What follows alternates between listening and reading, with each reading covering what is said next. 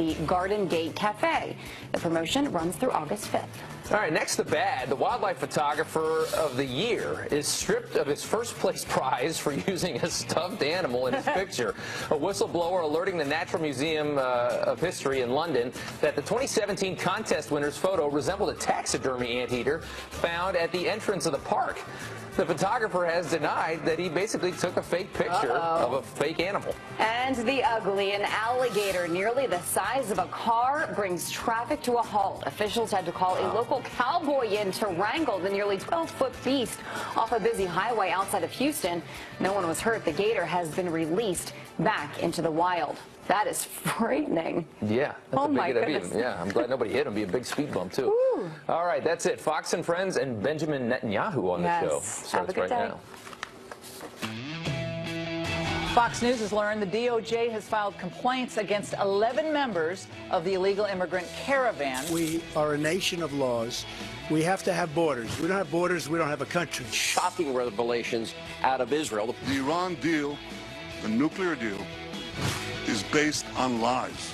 And this deal did not block them from getting a bomb. It actually paves their way to an entire nuclear arsenal. The balance of power in the Senate hangs in the balance as three top Republican candidates in the West Virginia Senate race face off in a primary debate. I wouldn't change a single word that I said. I'm very happy with what I said. When the president of the White House Correspondents Association stood up and said, an attack on one journalist is an attack on all journalists, think about this. Is an attack on one woman an attack on all women? But then also with the big hit comes people that aren't so happy as well. If you say that you're a supporter of Donald Trump. Or... Oh, yeah, people are mad about that. Yeah. But, you know, I don't give a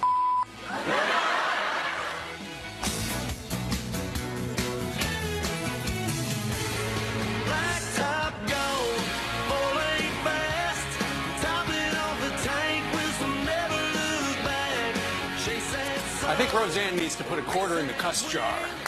Just saying. It's not a beautiful word, but she made her point, didn't she?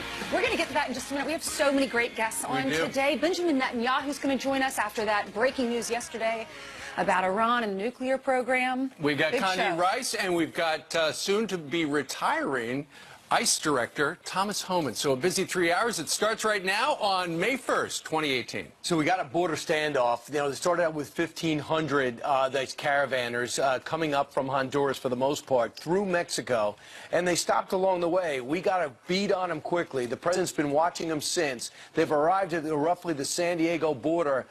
They are demanding to get in. They are waving their country's flags, demanding the U.S. let them in. Right. Now, while some of the stories and some of the people might be treacherous and might be agonizing, there's a lot of people around the world who are waiting to get in and doing it the right way. So far, at least a dozen of the suspected caravan members face DOJ complaints accused of breaking into the U.S., so they'll be thrown out. Right. Well, they entered illegally for the first time, which surprised me is a misdemeanor. There was one out of the group that was accused of entering the U.S. after being deported before, and that is considered a felony. Well, here's the thing. Apparently, they just didn't want to wait online. So they went 4 miles away from the port to an area known as Goat Canyon, and there they were captured by the police. There were 2 Salvadorans, 6 Hondurans, and 3 Guatemalans. The caravan lawyers say, we don't think they were from the caravan. Meanwhile, back at the port, 8 caravan members were finally admitted to ask for asylum. Keep in mind, it was on Sunday when the port said, you know what, we're all full, we can't do that right now. Apparently, there are 3 mothers and 4 children and an 18-year-old who said that he was being forced into a gang, so he felt unsafe. They will remain at the port until they're able to have their interview and then an initial screening that will figure out whether or not they get asylum. The president talked about it. Listen. We have to have borders. We don't have borders, we don't have a country. And I've been watching for weeks as the caravan came up. We're doing the best we can with it, but we have to have changes in Congress, and we have to have it quickly. Number one, what you're seeing is what the president's been saying. Whatever's there, these fencing or whatever you call it, is not working. They're laughing at it. They're sitting on top of it. They're sunning themselves there at the border. Don't tell me that works. It doesn't need to be replaced. I don't care if you're the most liberal governor or the most conservative senator. You have to understand that if you think that's stopping anyone, you're flat out wrong. Number two, I think it's important that as these lawyers have been working for these asylum seekers, and guess who's watching? Thousands of people in Central American and South American countries are saying, I'm doing the same thing. So if you think it's about 200, you're not thinking big picture. This is about 20, 30, 40, 50,000. Well, this is different, though, because the government is taking a stand. You know, just the fact that they would say on Sunday, sorry, no room, you're going to have to wait outside. That's why there's so many people waiting. And these images are from Sunday. But we're going to begin to possibly process them. And if we process them and say our laws are broken, what can you do? Then there's going to be 50,000 coming in, is my point. See, you made exactly the right point, and that was if laws are broken. The way the law is written right now is if you come to the United States, you knock on the door, as they are, you ask for asylum. That's part of the law. You want to change the law? That's where the president said yesterday Congress has got to do something. What does this mean for you and your family? The acting director of ICE, Tom Homan, he's going to join us live at 8 a.m. to tell us what's happening on the border and what the latest is and what this administration is doing to help prevent them from coming in. They want to make Tom Homan the head of ICE. He's like, listen, I gave you a year. I wanted to be retired. I have private things to do to make, you know, for my career, I got to go do it. So he's going to tell us that. All right. Meanwhile, if you were watching the channel yesterday, you saw Bibi Netanyahu, the Prime Minister of Israel, lay out documentary evidence, and this is a Fox News alert. He says they have received 110,000 pounds of files that prove that Iran lied about their nuke program. New evidence that Iran maintained a secret plan to build a nuke program, but lied about it to get the deal done in 2015 with Obama. This is unbelievable. Israeli intelligence has gathered these documents from inside Iran, proving that Iran lied. Mike Pompeo, our Secretary of State, he confirmed that it's true, that they have been lying to us. Yeah. Listen to this. This is Benjamin Netanyahu. Iran lied about never having a nuclear weapons program. 100,000 secret files prove that they lied. Iran continued to preserve and expand its nuclear weapons know-how for future use. Why would a terrorist regime hide and meticulously catalog its secret nuclear files if not to use them at a later date? Iran lied again in 2015 when it didn't come clean to the IAEA as required by the nuclear deal. The nuclear deal is based on lies. It's based on Iranian lies and Iranian deception. Well, here is the Secretary of State verifying that it is true. He said, for many years, the Iranian regime has insisted to the world that its nuke program was peaceful. The documents obtained by Israel from inside of Iran show beyond any doubt that the Iranian regime was not telling the truth. What we're talking about is this load of essentially their archives of their program. There were 110,000 files, about half a ton of the stuff. It's interesting, though, because many experts from Europe and the United States and nuke inspectors as well said, look, we always knew they probably had a program, and these simply are the documents. The big question is, clearly, he was trying to say to the President of the United States, hey, Mr. President, on May 12th, undo the deal. It shows that the deal, it was an Iranian nuclear plan to build a bomb. They've always denied they're going to build a bomb. We kind of said, are you serious? But they've never admitted they wanted to build a bomb. These papers and discs reportedly show they wanted to build a bomb. It shows a much more extensive program, but it also shows it stopped in 2003. The operation to get it, flat out astounding. It was spotted. The Mossad eyed it. They took him in January. They've been poring over the documents up until today, and the presentation was done without notes by Benjamin Netanyahu in a very dramatic fashion. In fact, the deputy foreign minister of Iran said this: it was a very childish and ridiculous play on his state-run media. He called Netanyahu's presentation a prearranged show with the aim of impacting one man, and that's Donald Trump, to destroy this agreement. Who do you trust? We're going to interview Benjamin Netanyahu coming up and ask him what he recommends happens next. Keep in mind, we have given this regime has gotten $150 billion under President Obama. President Obama said said that that deal was good. We're all curious what this administration is going to do with it. But keep in mind, these are radical mullahs. They said death to America, death to Israel. They funded wars. They funded terrorism. They killed American soldiers in Iraq. Do you trust them? Do you want them to have nuclear weapons? What does a world look like when these radical mullahs have nuclear weapons? That's pretty scary. So what Rob Malley says, former Obama official that was in on the team that did this deal, he says, as a member of the negotiating team, there's nothing new in Bibi's presentation. All it does is vindicate the need for a nuclear deal, and that is for Donald Trump to understand. So you have the Obama people digging in, actually, for the most part, on the side of Iran, on a deal that most people thought was imbalanced, and their greatest leverage is the fact that they got most of this stuff up front, including sanctions relief and a lot of cash. And also keep in mind, Mr. Pompeo, who says these documents are true, also says that Iran has been complying with the agreement. Meanwhile, if you were up late last night, Roseanne was on The Late Show, The Tonight Show, and she was asked by the host about some people not happy with the fact that she's a Trump supporter. And here's what she said about that. With a big hit comes people that aren't so happy as well. If you say that you're a supporter of Donald Trump or... Oh, yeah, people are mad about that. Yeah. But, you know, I don't give a Everybody had to choose for themselves, according to their own conscience, who they thought was the lesser of two evils. So I'm not going to put anybody down who didn't vote like me. This is America. It's a free country. And, you know, when you weigh it all together, I just felt like we needed a whole new thing all the way, bottom to top. Also went on to tweet out about the Washington Correspondents' Dinner comedian. First rule of comedy: never target someone more famous than you who's in the audience. You will lose the entire crowd. She also said comedy comes from love, not from hate. If you feel hate, you don't get laughs. She did not get laughs. Yeah, the comedian doubling down, not apologizing. Jimmy Fallon last night said, how many people watched your show? 20 million? She goes, no, 27. Funny stuff. Anyway, what did you think about her comments regarding people who are not crazy about her because she is a supporter of Donald Trump? Let us know. In the meantime, news time, Jillian. Good morning, Good morning. to you guys. How are you? Good. How are you? Excellent. Okay, let's get you caught up on some of these headlines that we're following right now. Starting with this, at least one person is dead after a 26-story tower comes crumbling down in a ball of flames. Just take a look at the video.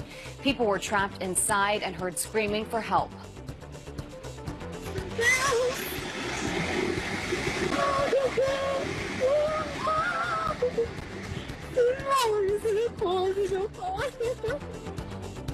The fire ripping through the building in Brazil. A witness says it started on the 4th floor of the former police headquarters. The building was abandoned but occupied by squatters. Also breaking right now, a U.S. service member is killed and another is wounded during a combat operation in eastern Afghanistan. Officials say several Afghani soldiers were also killed while Allied forces fought the Khorasan group, an ISIS affiliate. It's unclear how they died. Yesterday, ISIS claimed responsibility for a twin bombing that killed at least 25 people in Kabul. In just a few hours, the Army football team will head to the White House. President Trump presenting the Black Knights with the Commander-in-Chief's trophy. It's given to the team with the best record in a round-robin competition between Army, Navy, and Air Force. This is the first time the U.S. Military Academy has won the coveted prize since 1996. Congrats. The president awarded the trophy to the Air Force last year. So look at your headlines. Should be a good day. About time. He's All right. fighting for them. Thank you, Jillian. And I predict they're all going to show. There won't be any problems. They take attendance. 12 minutes till after the hour. Michelle Wolf under fire for all sides for her attacks on the White House Correspondents' Dinner. She burns facts, and then she uses that ash to create a perfect smoky eye. Like maybe she's born with it. Maybe it's lies. So does she regret it? You'd be surprised what she just said. And Todd Pyro's having breakfast with friends in West Virginia. Good morning, Todd. Good morning, Steve, Ainsley, and Brian. Obviously a big day on the channel, a big debate coming up later on today, 6:30 Eastern, among the Republican candidates vying to take on Senator Joe Manchin. But here, we're not talking to the politicians. We're talking to the real people about who they want and the main issues facing West Virginia and the nation. Also, bacon. More when Fox and Friends returns on a Tuesday morning. All right. Comedian Michelle Wolf doubling down on her insulting jokes at the White House Correspondents' Dinner. I wouldn't change a single word that I said. I'm very happy with what I said. And I'm glad I stuck to my guns. So who is Michelle Wolf, and why didn't the White House Correspondents Association know what she was going to say? Here to weigh in is Mollie Hemingway. She is the senior editor at The Federalist and a Fox News contributor. Good morning to you, Mollie. Good morning to you. Good morning. What'd you think of that response? I mean, she said, I'm glad I stuck to my guns, like she's a martyr. Well, Michelle Wolf, this worked out very well for her. I don't think people really knew who she was before, and now she's much more of a common name. And it really isn't about whether she should apologize. This is who she is. This is who she's been. I've seen her do stand-up before when she opened up for Louis C.K. I was not surprised by what she did on the dais there. And she is a writer for The Daily Show, which is a show that has been unevenly doing political commentary, attacking Republicans and conservatives and protecting liberals for a decade or more. So this isn't really about Michelle Wolf. I think this is about the White House Correspondents Association and why they thought Michelle Wolf would be a good person to have at the event, knowing her history. Maybe they knew exactly what they were getting. Take a look at some of the sound bites as she was a comedian on The Daily Show.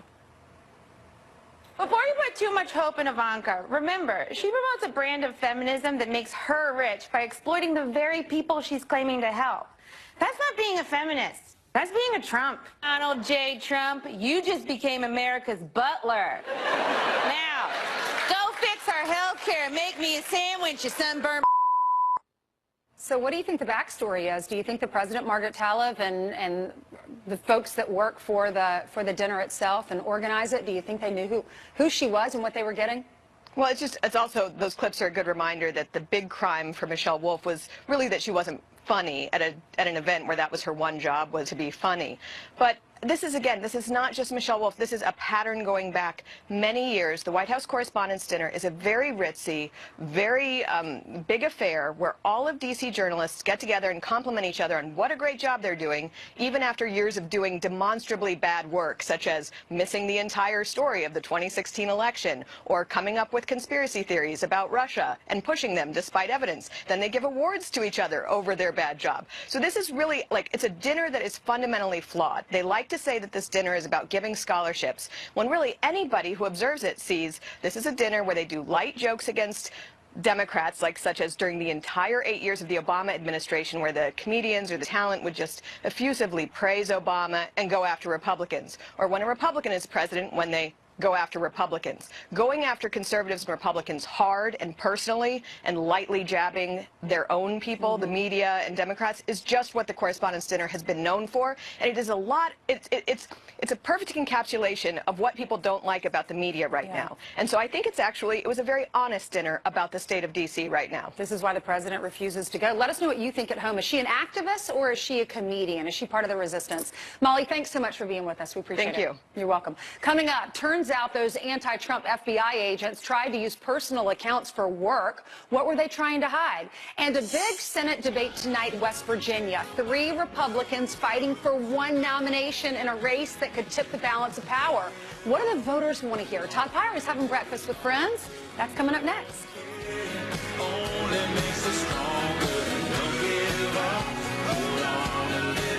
Here in New York City, time for some quick headlines for you. White House Chief of Staff, that man right there, John F. Kelly, firing back at an NBC report claiming he called President Trump an idiot. Kelly releasing a statement saying, quote, I spend more time with the president than anyone else, and we have an incredibly candid and strong relationship. He always knows where I stand, and he and I both know this story is total BS. And Arizona Senator John McCain retiring in his new book, The Republican Rights, quote, if I hadn't admitted that to myself before this summer, a stage 4 cancer diagnosis acts as ungentle persuasion, adding, I can speak my mind without fearing the consequences much. The 81-year-old's term ends in 2022. Meanwhile.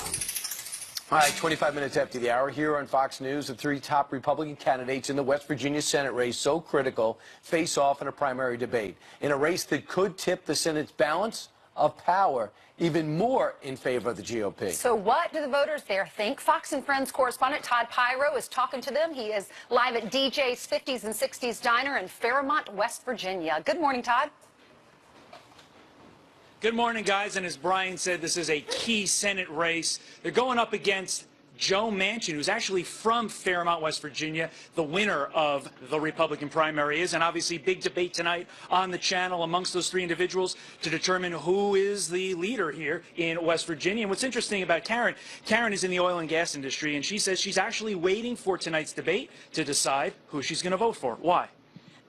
Because I'm so uncertain about the three candidates. I'm not wild about any of them. I'm a Republican, but I actually, at this point, like Joe Manchin better than these three Democrats. If there was one individual you would be going for amongst the Republicans, who is it?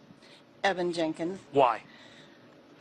Because I don't like the other two, and I called a friend in southern West Virginia, and he did have some good things to say about Evan Jenkins. All right. Thank you, Karen. We're going to go over to Wade now. Wade, you're a small business owner, and you said you are voting for Patrick Morrisey. Why? I like the work that Patrick has done as Attorney General. He's been very conservative on EPA overreach. He's been good on the Second Amendment, and he's been good at fighting on the opioid crisis. So, in terms of West Virginia, the issues that matter most here, you say jobs is #1. Why? Well, if you don't have jobs, then people aren't working, and you know, jobs is important everywhere, but we particularly need them in West Virginia. And we were talking earlier, you said government overreach regulations under the Obama administration really did hurt West Virginia, and you feel that Morrisey is the guy who's going to get rid of those regulations. Why do you think that? Well, as Attorney General, he fought against those regulations in federal court against the Obama administration, was successful, and so I think he'd be a good candidate. Although ultimately, like Karen, I think that Joe Manchin's the man that's going to win the election. That's interesting. That's interesting here. Okay, I'm going to go to Gary quickly. Gary, you had a very interesting take on this election. You said you have the same feeling about Jenkins that you did about Donald Trump. What do you mean by that? Just a feel-good, comfortable feeling, and I feel like a young mind and new thoughts might improve the economy here in West Virginia, bring some jobs in. And like Wade, like you just said, you say jobs is the #1 issue facing West Virginia. Why do you say that? I'm retired. I'm on a fixed income, so I'm doing okay. But when I drive around and see people, I know they're hurting and need retraining, need help, need retraining, and something new to do, maybe solar or something like that. Has this president helped create jobs? I think he's done everything right. I voted for him. I have no regrets about voting for him. I feel like he's got the moxie to stand up against any world power that would threaten us, and I feel like the stock market is like booming out of creation, you know. I feel like he is doing good for the United States and the world. With that in mind, do you think the Republicans will take the midterms, or do you listen to what the mainstream media says and the Democrats are going to take it in a landslide? I can't agree with that. I feel as though the Republicans have a very good chance of making it. Gary, thank you very much. We're also going to settle a debate here later on.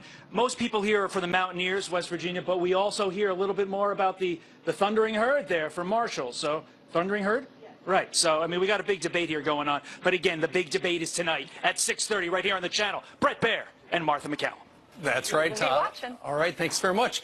So Watch Tonight starts at 6:30 Eastern Time, halfway through special report, and then it goes an hour, and then Martha takes over the final half hour. It's going to be great. It is going to be great. A lot riding on the line in West Virginia. Meanwhile, it is the moment making international headlines. Benjamin Netanyahu unveiling a massive pile of evidence showing Iran lied about their nuke program. The Israeli Prime Minister joins us live from Tel Aviv next. And this is not a slow-motion replay, the Little Leaguers home run trot that will have you smiling all morning. Come on, pick up the pace. So cute. Right.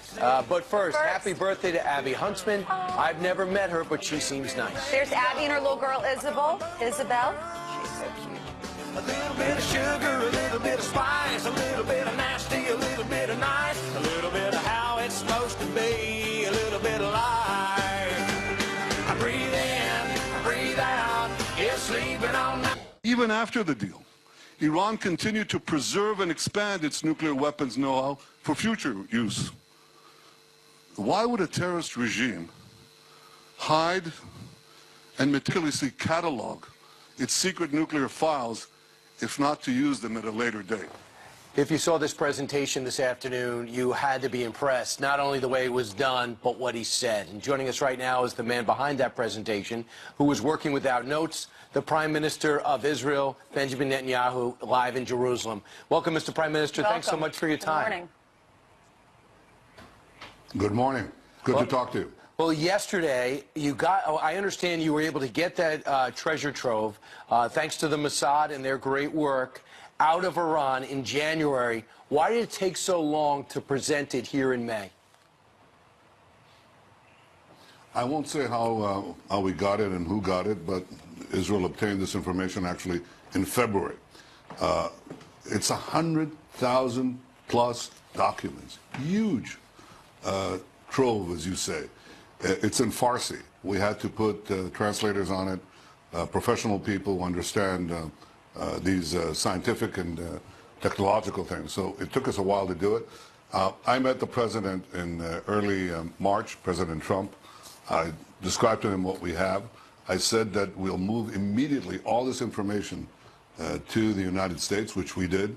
So we've been examining it simultaneously here in Israel and you in America.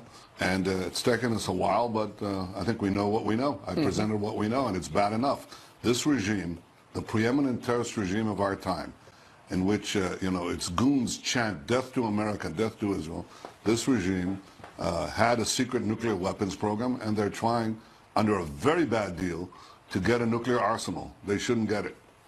And go ahead. Tell the folks at home, just to piggyback on what you're saying, the mullahs are saying death to America, death to Israel. They have funded proxy wars, funded terrorism, killed American soldiers in Iraq. So describe a world where these radical mullahs, these radical Islamists, would be armed with nuclear weapons, and how serious this would be for Israel and for the United States and the rest of the world.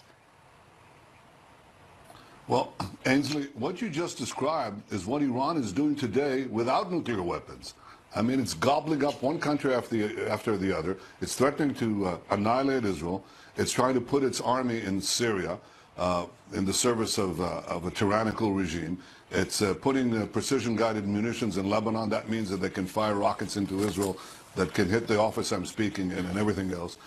They're trying to foment terrorism in Gaza. They're firing rockets into Riyadh, into Saudi Arabia, right now from Yemen, which they're also seeking to conquer. I mean, that's what they're doing now, and they hate America. They hate America's guts. So I think if that's what they're doing without nuclear weapons, think of what will happen when they get an arsenal of nuclear weapons if this deal just goes through as is. So I'm very glad, I have to tell you, that President Trump has stood so firmly and so clearly on this issue, and he said that will not happen. And that is something that I fully back, and I think it's not only in the interest of Israel and the United States, that's obvious.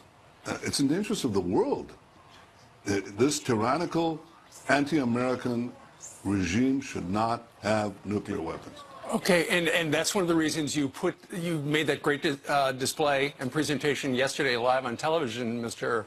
Prime Minister, because you want the President of the United States to pull out, and the date certain is May the 12th.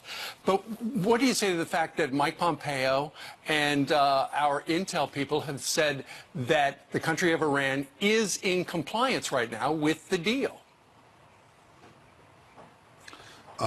If you have a terrible deal and you comply with a terrible deal, that doesn't help you at all. I mean, this deal right now, assuming Iran just complies with it, they'll go the distance and have, within a few years, precisely as President Trump said yesterday, they'll have the wherewithal to produce 100 bombs, nuclear bombs. So that doesn't justify continuing with the deal, and I think it's certainly not continuing with it as structured. I think, I've said, it's either fully fix or fully nix. Fully fixed, you need a major overhaul. It really means a new deal. But, the person who's going to make that decision for the United States is one person. That's President Trump. And I trust his judgment. I know that he'll do the right thing. And I said yesterday, he'll do the right thing for America, the right thing for Israel, and the right thing for the security and peace of the entire world. So, Mr. Prime Minister, tell me if this is true. The program shows that they wanted to build a bomb, because then that shows Iran is lying, because they always have said they didn't want to build a bomb. It was much more extensive than anyone thought, okay? So fundamentally, we go into this deal 3 years ago under the wrong premise. Next, is it true that nothing's been done on this program since 2003?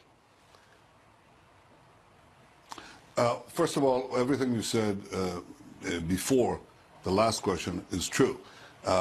When they did the nuclear deal with Iran, it was premised, its implementation was premised on the fact that Iran would come clean. And it would admit if it had any nuclear weapons program. They didn't come clean. They lied. One item after the other. They lied to the International Atomic Energy Agency, and they were supposed to come clean. That was the premise of the deal. So the deal was flawed from the start by many things, but including on this very central premise. Now, what they've done since 2003 is they took the people who worked on this secret nuclear weapons project and they embedded them in other organizations, and they continued what they call dual-use programs. In other words, they're supposedly doing civilian things, but they're really geared for the ability to have nuclear weapons capabilities. And that's what they kept. If this thing is so unnecessary, you got to tell me this. Why did they keep this archive, this these secret atomic files, so secret? Why did they hide it? And they hid it with extra special effort after they signed the Iran nuclear deal, because they knew, they lied. They lied in order to get the deal, and they're still lying.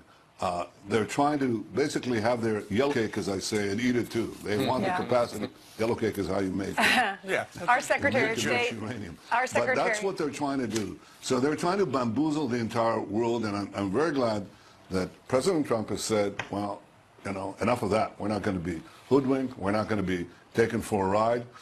We're going to have to do a serious change here to make sure that Iran does not have nuclear weapons. That means that this deal was a terrible deal. It should have never been concluded. There needs to be a change right now. Yeah, well, our Secretary of State confirmed that that all of these documents, and our intelligence officials have confirmed that these documents are legit and they have been lying. Let's talk about the importance of what's about to happen in a few weeks. President Trump has recognized Jerusalem as the capital of Israel. The embassy is going to open there, and this is something that other presidents have promised in the past here in the U.S. and have never delivered on that.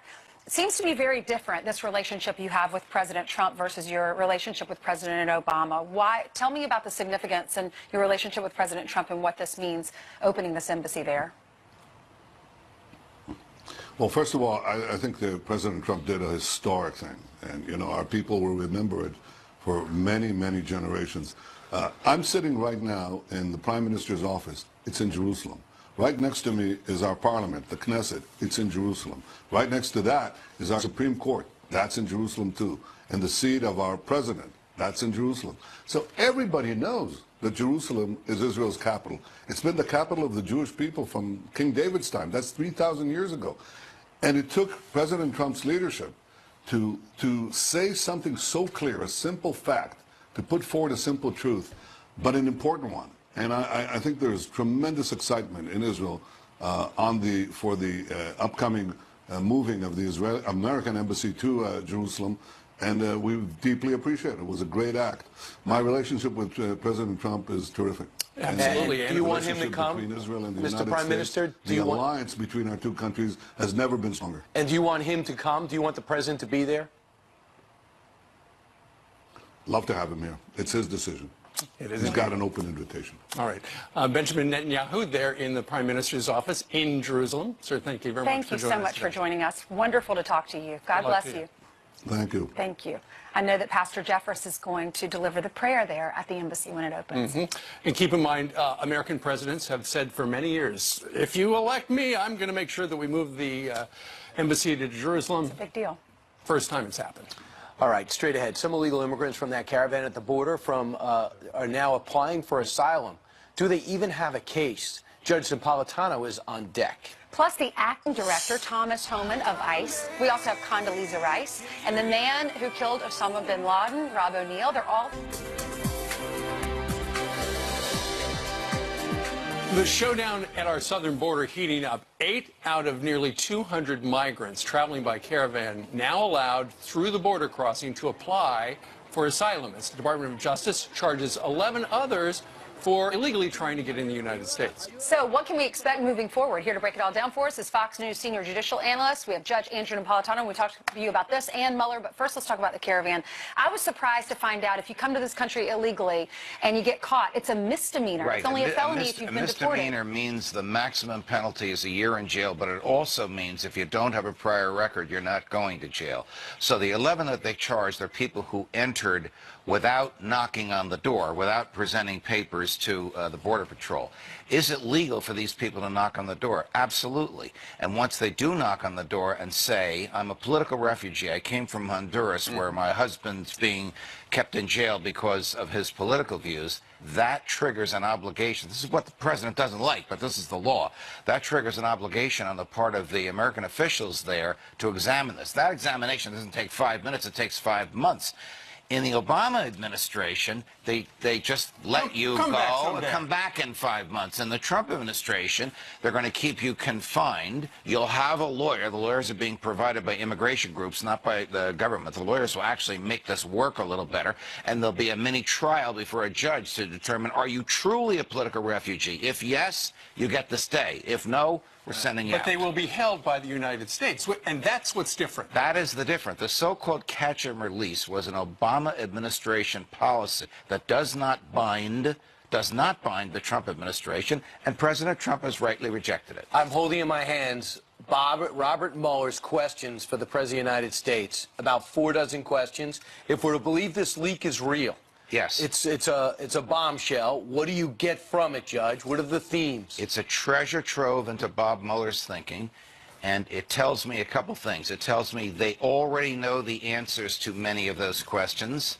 They can document the answers, and they want to see if the president will tell the truth. Remember, lying, even a white lie, a so-called white lie in this environment, can trigger an indictment, like Mike Flynn was indicted for lying to them, as well as George Papadopoulos and the Swedish lawyer. It also tells me that they want him to talk, much as he did with the three of you. Right, much as he did with the three of you. The whole country was riveted. I was right there. I couldn't even go to my office upstairs because I was so riveted listening to him. They want him to talk like that because when he does that, he reveals things that are pieces of the puzzle that they don't know the answers to yet, Judge, and that will fill in. Why would Trump's team leak this to the New York Times? I really don't know. I can't imagine. Remember, we don't know that, though. If this is true, and I was skeptical last night until I read them again this morning, I think it's real. If this is true, this was given by Mueller to Giuliani and company. Here are the questions we're going to ask your client.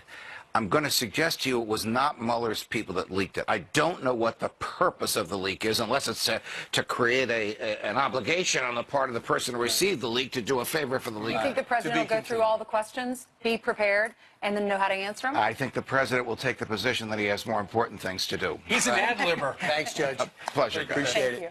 Well, it's been nearly a year since Kathy Griffin took that picture right there with a bloody mask depicting President Trump. She said she was sorry. Now, not so much. Next, he's baseball's Iron Man, Hall of Famer Cal Ripken Jr., joining a brand new team. We'll talk baseball and a little food. At number 8, Cal Ripken Jr. has reached the unreachable star.